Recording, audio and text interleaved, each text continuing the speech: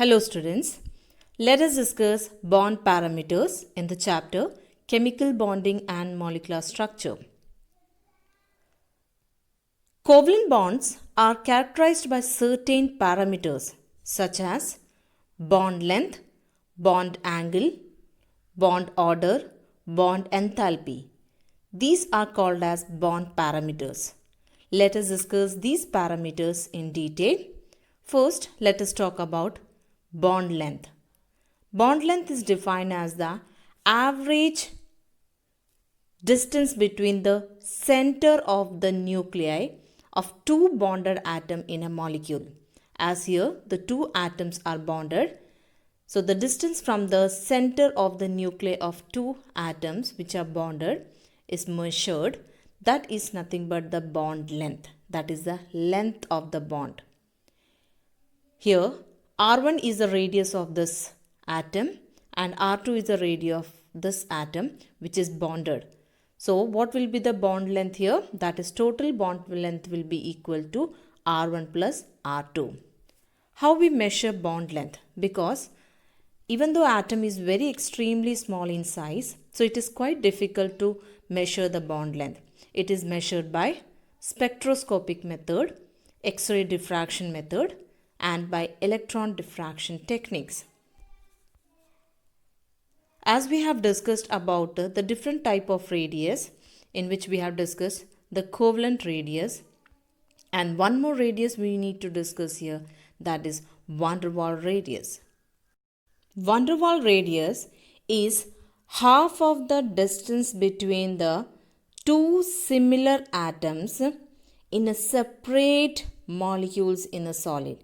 That means when we take the case of the structure here the two molecules are shown here, and when the distance is taken between the two similar atoms, these are the two similar atoms of separate molecule, and when you make the half of this one, that will give rise to the van der Waals radius.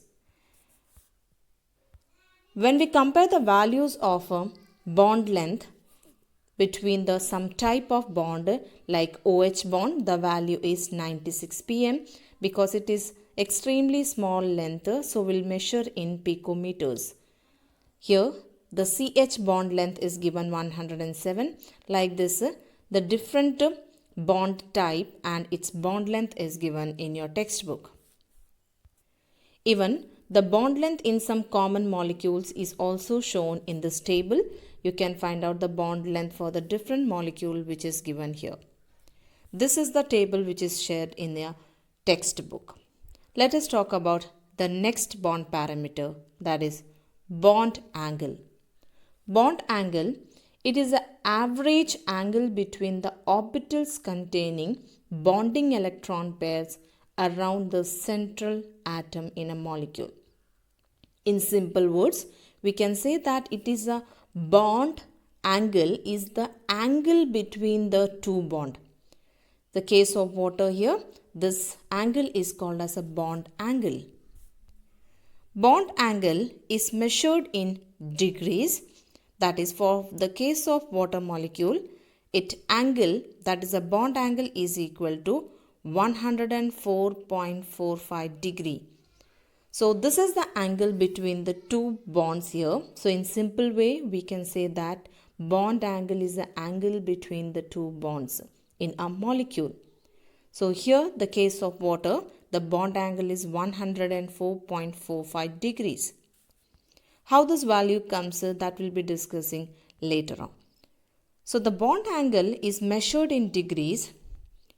It helps in determining the shape of a molecule because this angle will help in determining the shape of a molecule, like water having a bend shape, or we can say it have a V shape, because the angle here it is 104.45 degree. If I am saying that the shape of a molecule is linear, in that case the angle must be 180 degree.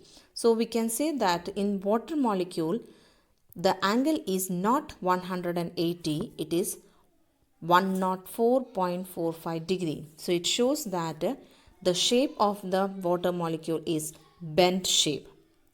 When we talks about some other examples, there also you can find out the angle between the two bonds. That is called as bond angle. So in this molecule, that is methane, it have a tetrahedral structure and its bond angle is 109.5 degree. It shows that this bond angle shows that the structure of methane is tetrahedral. So what we can say that the bond angle help in determining the shape of a molecule. Next, bond enthalpy. It is defined as the amount of energy required to break 1 mole of bond of a particle type between the two atoms in the gaseous state. When we take an example of hydrogen molecule, it is made up of two atoms which is bonded by a bond, that is a covalent bond. So the amount of energy required to break this bond, that is called as a bond enthalpy. And the enthalpy, that is a energy which we are going to discuss more in the chapter thermodynamics. So 1 mole of bond, it is the amount of energy required to break 1 mole of bond of a particle type. That is called as bond enthalpy. It is represented in the term kilojoule per mole. The unit of bond enthalpy is kilojoule per mole. That is the energy required to break 1 mole of bond. That's why per mole we are using. It is the amount of energy required to break 1 mole of bond. So kilojoule per mole is the energy. Let us take the hydrogen molecule. When hydrogen molecule break, it give rise to hydrogen atom. So here in this process, some amount of energy is required. So the enthalpy change during this breakdown of bond is represented by delta H. That is equal to 435.8 kilojoule per mole. But the case of oxygen molecule, because here there is double bond is there, so the energy required to break this bond so that the oxygen molecule break up into oxygen atom. So the enthalpy change is 498 kilojoule per mole. When we talk about nitrogen, in nitrogen triple bond is there, so the enthalpy change during this process, that means the nitrogen molecule break up into nitrogen atom, the energy, or we can say the enthalpy change is 946.0 kilojoule per mole. So that is, we can find out the enthalpy change we are representing in terms of kilojoule per mole here. That is the bond enthalpy. So this is all the example in which two atoms are involving in the bonding. But in the case of polyatomic molecules like water, here two bonds are there. When you look at the structure, two bonds are there. So in the first step, we need to break first bond. So the enthalpy change during the breakage of first bond, that give rise to HOH. So after the breaking of this bond, HOH remains. So the enthalpy change during this process is equal to 502 kilojoule per mole. But one more bond is also there. So the breakage of the other bond give rise to, that is the OH, give rise to H plus O. Here the enthalpy change is equal to 427 kilojoule per mole. So in that case, we need to take average bond enthalpy. The average bond enthalpy can be calculated by taking the average or the mean value of this.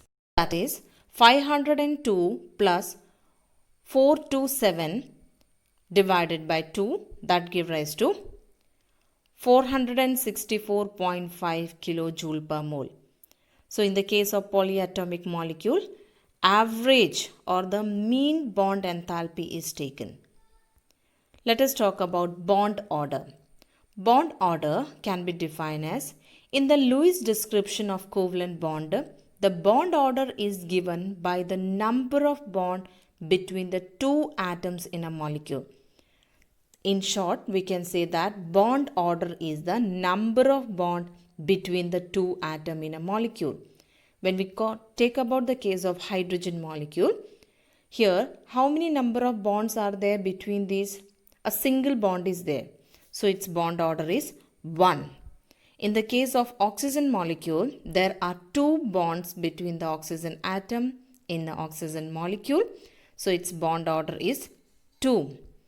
What about the case of nitrogen? In the case of nitrogen, 3 bonds are there.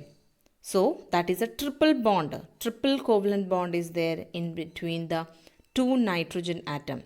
So its bond order is 3.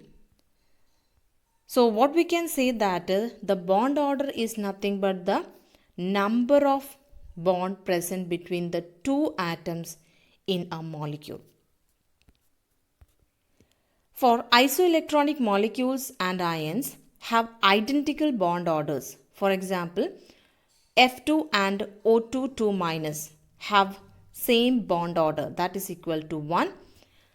And the case of nitrogen and carbon monoxide, when you find out the number of electron is same in both. So when you make the Lewis structure, you will find out that you will get the same bond order for the case of nitrogen and carbon monoxide and for NO+. So that is the bond order is equal to 3. So what we can say that the isoelectronic molecules and the ions which have same bond order, they have same bond order. When we talk about the molecules like ethane, ethene, ethyne, in that case when you find out the number of bond between the carbon-carbon atom in this molecule, here there is single covalent bond between the 2 carbon atom. So the bond order is equal to 1. In the case of ethene, there is a double bond between the 2 carbon atom. So the bond order is 2. In the case of ethyne, there is triple covalent bond between the 2 carbon atom. So the bond order is 3. So in short, we can say that bond order is nothing but the number of bond present between the 2 atoms in a molecule. So we have discussed about the bond parameters. That is the bond length. That is the distance between the center of the nucleus of 2 atoms which is bonded. Bond angle, that is the angle between the bond which helps to determine the shape of the molecule. Bond order, that is nothing but the number of bonds present between the 2 atoms in a molecule. And the bond enthalpy is nothing but the enthalpy change during the breakage of 1 mole of bond. So this is we have discussed about the bond parameters. Now let us discuss the relation between the bond length, bond order and bond enthalpy. Look at this chart. In this chart, for CC single bond, CC double bond, CC triple bond, the value of bond order is given. Find out the number of bond between the 2 carbon and atom in the first case, that is 1 here. So bond order is 1. Here it is double bond, therefore 2. Here there is a triple bond, therefore the bond order is 3. When you look at the values, that is the bond dissociation energy, that is value is given here. So in this case you can find out that as the number of bond between the 2 atoms is increasing, that you can find out here the bond enthalpy is also increases. That means it is easy to break the single bond, but it is difficult to break the triple bond. So what we can say that greater the bond order, we can say that greater will be the bond enthalpy. But when you look at the bond length, the values are given here. So when you compare the bond length here, in this case, for the single bond, that means if the bond order is 1, the bond length is 154. For 2, 133. For 3, 120. That means when the bond order is increasing, we can say that the bond length is decreasing. When you check the values on both the side, here the bond order is increasing, But here, when you compare the values, the bond order is decreasing. So what we can compare from this table, that is, greater the bond order, greater will be the bond enthalpy, lesser will be the bond length. When we talk about a molecule like HF, HCl, HBr, HI, what is common in these? Hydrogen is common in all these. But the halogen is different here. Here it is fluorine, here it is chlorine, here bromine, here iodine. That means the halogens are different here, same hydrogen. So when you compare the size, top to bottom size is increasing. So that means here I have the maximum size. So when the size of the atom is increasing, definitely the bond length increases, because bond length we have already discussed. Bond length is the distance from the center of the nuclei. If the larger size atom is there, definitely we can say that the bond length will be greater. So if it is I, if it is H, so definitely the size of I is greater, so the bond length will be greater. So when we make the structure for HF and if we make for HI, it will be somewhat like this. So in this case, HF, the size HI, the size of I is greater, and in this case, size of F is smaller in compared to I. So definitely what happened, the distance from the center, when you compare these two, definitely this length will be greater. So what we can say that with the increasing in the size of the atom, bond length increases. So bond length increases in this direction. That means the greater bond length for HI in compared to HBr, HCl, HF. So greater the bond length, easy to break. So we can say that from here to here, decreasing bond energy. So this is all we have discussed the bond parameters, that is bond length, bond angle, bond order and bond enthalpy. It's quite important topic in order to understand the structure for a molecule. So this is all about this video. Have a nice day.